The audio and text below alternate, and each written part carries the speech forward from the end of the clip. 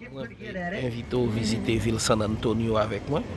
I'm gonna drive you around in a big old circle and tell you about San Antonio. I grew up here, born and raised, lived some other places, but most of my life been here.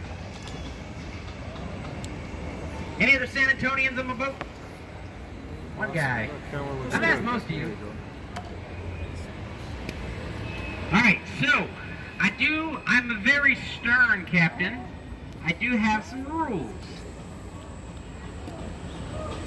for the next 35 minutes. Rule number 1, do not stand up. Rule number 2, even if you want to take a picture or whatever. Rule number 2, if there are any parts of your body that are squishy, don't put them on the outside of the wooden railing in case we bump up against a bridge or something. Rule number 3, there is no smoking or vaping on my boat. That's like a Riverwalk law. On the boat, on the Riverwalk, no smoking down here. Also no scootering too. You can't scooter on my boat or on the Riverwalk. Number 4, everyone just kind of behave themselves. Keep your voices down. Don't be disruptive to the other people on the boat. The city has given us a list of 33 fascinating points of interest that we're going to cover. And you don't want to interrupt someone else's experience. So if you got to talk, just kind of keep it low. Don't interrupt the person next to you. I do have the ability to boot you off my boat wherever I am. I've never gotten to use it. I kind of want to. Don't be the first. Alright, so I'm going to drive you around a big old circle. I'm going to tell you about San Antonio, history, a little bit of the San Antonio, a little bit of the history of the San Antonio River Walk, a little bit of the history of the river, geological history. The river's about 15,000 years old. Geologically speaking, it's a baby river. It's really not very old, and it's not very big. It comes out of the aquifer, it comes out of a spring. There's a university about 5 miles north of here that comes out of the middle of the university, makes its way down south, gets to where we are right now, makes a big U shape. And the downtown area, the Riverwalk, is that U shape. And that U shape, the natural course of the river is, I'm going to explain that a little bit when we get to the flood system, but that's what allows us to have a river walk, is this natural big U shape, because it gives us a way to divert floodwaters out of this Riverwalk area. I'll explain a little more in a minute.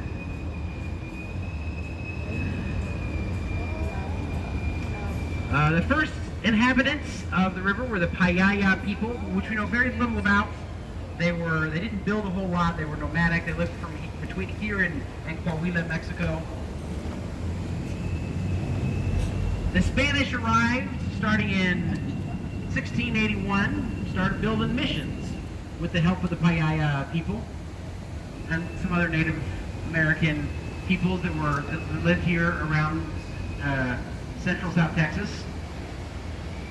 They built the Alamo in 1718. The Alamo is just on the side of this hotel right here.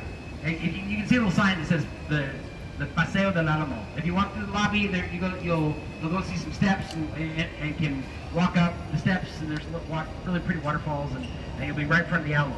This, just kind of FYI, this hotel, it's called the Regency Hyatt. It's a beautiful hotel. It's about 30 years old.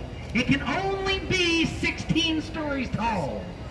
If it were just a few inches taller, its shadow would fall onto the Alamo itself. We're very particular about what you can build around the Alamo. Like when you stand in the plaza in front of the Alamo, you can't see any buildings behind it. You just see the sky, and you don't see any shadows on the front of it. Because it's a historical shrine, we want to be respectful. I'll talk a little more about the Battle of the Alamo in a little bit. Let's go to the Riverwalk. The father of the Riverwalk was a young man named Robert Hugman. See, back in the day, the river was gross.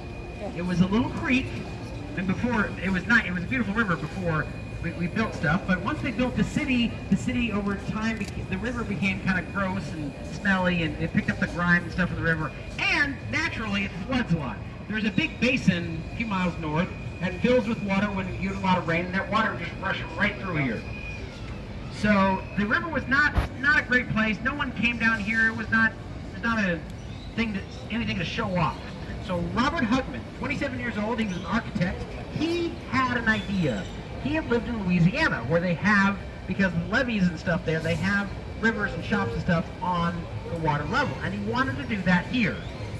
His idea was he drew up the design, and everything you're seeing right now, space for shops and restaurants, beautiful footbridges, and really importantly, those flood systems I pointed out. Robert Hugman spent 10 years trying to convince the city that we could do this and it would be a good idea. He had to convince the city and the people and the shop owners and the hotel owners and landowners. Finally, he got enough people on his side. In 1941, after 2 years of building and 10 years of convincing, 1941 they opened the Riverwalk and nobody showed up. People didn't want to come down here. They didn't realize the flood system worked. So if you look to my right now, you'll see a name, architect R.H.H. Hugman. That Robert Hugman, he had to convince people that the river was safe, that it was okay for shops and restaurants. So he put his own office, his own architectural office, literally on the river level as the first business. But still, people weren't showing up. 4 years went by. Robert Hugman went to his office every single day, waiting for someone to open a shop or a restaurant on the river level. Waiting for this to explode. Nothing was happening. 1945, there was a flood. It wasn't a devastating flood, but it was significant. There was damage around San Antonio and South Texas. But you know where there was no damage? Right here. The flood system that he designed and they built worked perfectly, which I'll show you in a few minutes. So finally, he had the proof. He had visual proof. He could say, "See, I told you. I fixed it. It's ready to go." So the very next year, after people believed it, the first restaurant opened on the river level, and it is this one, literally next door to his office. This is the Casa Rio, opened up in 1946, just 1 year after World War II. Casa Rio had music and lights and really good food, so it became really popular. So then, once Casa Rio opened up, then more and more restaurants, the ones we passed, started opening up. And the Riverwalk, over time, became the jewel of San Antonio. San Antonio was so proud of it. And Robert Hugman got to look out of his window for the next 20 years and watch the Riverwalk expand, become more popular. So then, in 1965, San Antonio had a little bit of luck. They were chosen to host the World's Fair, which was a big deal. It's kind of like, if you don't know what a World's Fair is, they're not super popular these days, but especially in the days before the internet,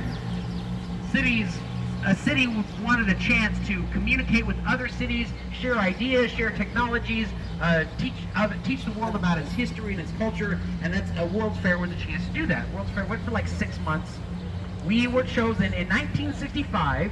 We were chosen to host the 1968 World's Fair.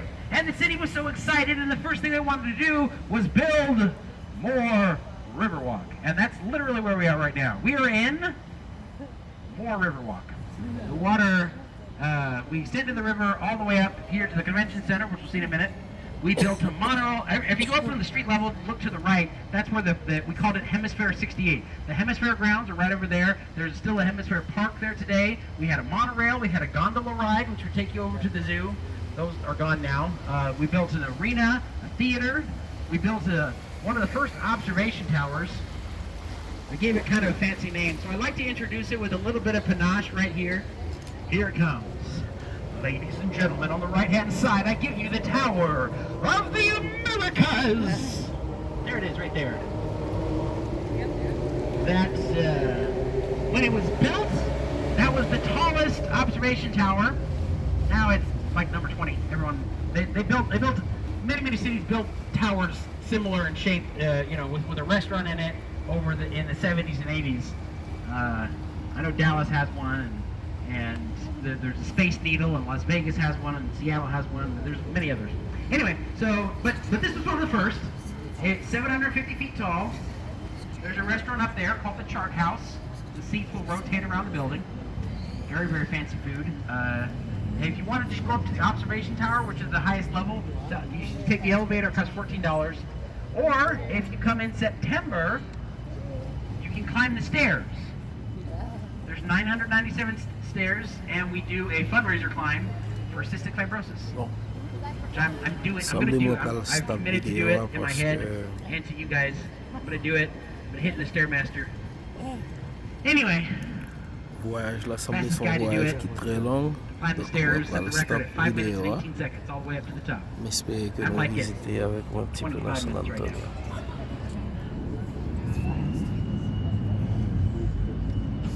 All right, everything you see in front of you. This was the fair grounds.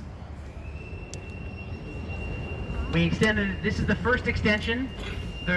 Originally the river went right to the end, right where the river kind of ends right there. We can't. These electric boats we started using a couple years ago. We can't go all the way to the end. We'll kind of stop in front of it. But that's where the Hemisphere Arena was. That was the first big arena. That's where the San Antonio Spurs originally played. Any Spurs fans on my boat right now? One person, two people, good job. All right, four of us. All right, cool. The Hemisphere Arena, when the Spurs played there, also the Rockets played there for a while for some reason. When the Spurs played there, we had George Gervin, the Iceman. He had this really cool, that was our first major star. He had this really cool finger roll thing that he would flick the ball backwards and go straight up and down. And no one else could do it quite in the same way. Also, the Hemisphere Arena is where I saw the Teenage Mutant Ninja Turtles on ice when I was 8 years old. But they tore it down. Once they tore down the Hemisphere Arena, they expanded the convention center. The convention center used to be really just this Lila Cochran Theater right here on the left. But then they expanded the whole thing, and now we have this huge convention center, and millions of people a year go through it. And they built, for our sporting events, they built the Alamo Dome on the other side of the highway, and then eventually the AT&T Center down the road. Convention center is pretty cool. You know, all sorts of millions of people a year going through our convention center. You have a Alamo City Comic Con, which I've been to. I dressed up as Nacho Libre because I look like Jack Black. Everyone says so. Ok, map stop video.